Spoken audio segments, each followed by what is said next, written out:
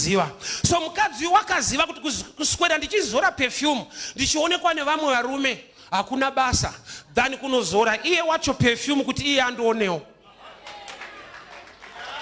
Mukadzi wakaziva kuti ndikaspraya perfume vamwe varume vanonditeera but ishasha haiteere. Saka kuti ndigono kuiteera ndakuchinja order handizvispray ndomusprayo. Kuda chifewe chiri kuita calculations. No wonder Bible is not to describe but chaiva chifewe kuroti ane mindset yekucalculate zvinhu. That's why Jesu paanoti ndichadzoka sembavha iye haasi mbavha but anoti ndichadzoka sembavha. Sapaidinetsa kuti kana asiri mbavha umbavha wacho anozougona sei. Ndokubva ndaona kuti program yakaitwa paCalvary ane mbavha yaakati handei. Kurati ndo yaachabvunza kuti mai wanzoenda nguva vanhu vakavarairwa. Ndiri kutaurira zvi.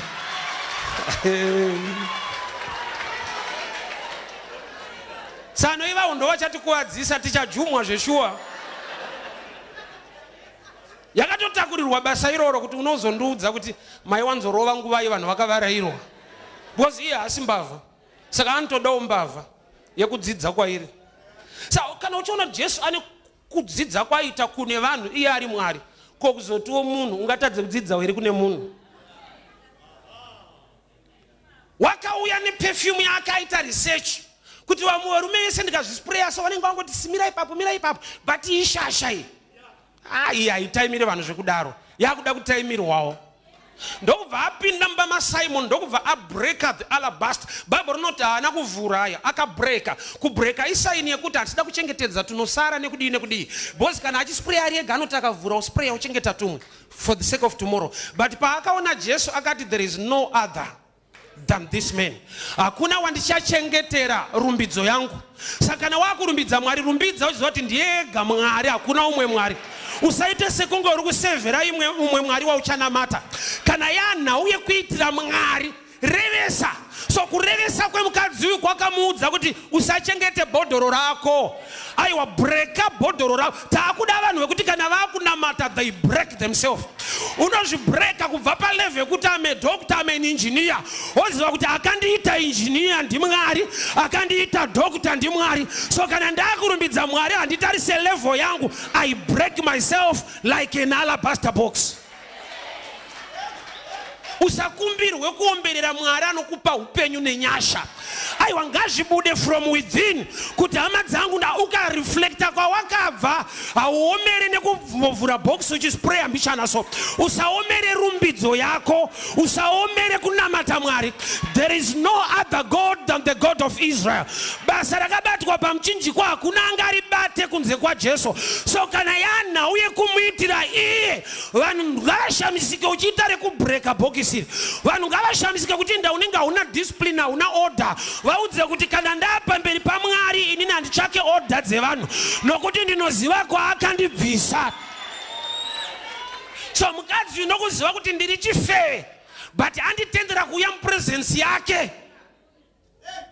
Ndakumupa honor isina limit. Tinana nekalimit so kalife kari reserved so. Kekuti Mwari anenge togaya kuti asi kuno umwe Mwari futi waachada kuzoitira zvine tupawa mbishana. Mwari ngaaregere kufungidzira kuti noumwe Mwari. Kana wakuita nezvake ita zvekuti anyatsoona kuti sana hakuna kumwe kwawachaenda. Vari pano. Zvichirwadza uchiita uchimuratidza kuti ndimi Mwari even mumarwadzo. Ndakati varume dai takagona kudzidza kubva kunoita kumadzimai. Madzimai pavanoti kuzvara kunorwadza anenge achitorevesa but havaregi. Vasiya ichokwadi hazorwadza but kusiya manja ishuwa kai. Achiti kuzara kunorwadza achipusha zvake. Ko program inorwadza kudai ndamuri kungopusha vanoziva value yazvo. Kuti zvingarwadza zvikadii but musha uri kuita sei uri kukura. So mukadzi wakaunderstand the value. Hapana paakavhura mbichana akaspraya akati aiwa hakuna mumwe kunze kwake. So wapinda mumba maSimon haende kuna Simon. Ndo kana wauya muchechi wainga Mwari. Zvako zvokumbotarisa naSimon vane maperembudzi ava. Ava vane nyaya dzavo vanhu ava. iwewe ziva dzako kuti kana ndaimbova chifeve but ndatenderwa kuva among the apostles, among the disciples, I worship him with a difference. Namata zvekuti Mwari anoziva kuti tsano vanenge vari kunyatsoziva kwatakabva nawo. Wai kwawakabva iwe unokuziva azvaida vanhu kuti usvike pauri apa. Zvakatoda Mwari wacho nokuti vanhu vanga vasingade. Iyo une area dzaunonyosana kuti vanhu havadi kuti ndisvika apa but pasvikika. Ende ukaziva akusvitsa hauna control pa worship. Hauna control. Hauvhuri uchitenge uda kuchengeta tumwe tumafuta so. I worship him like this is your last day to worship God. Why mupe value iyoyo inode nawo zvikuru zvinobva mari. So wakabreak alabaster box wakatanga kumuzodza. Baba rinoti wachitopukuta tsoka dzaJesu ine musoro wake nebvudzi chairo. And the beauty yemukadzi iri mumusoro. But anoti aiwa beauty yangu inotouya kana ndagona kuwaipa, ndagona kumuworshipa, ndagona kumunamata.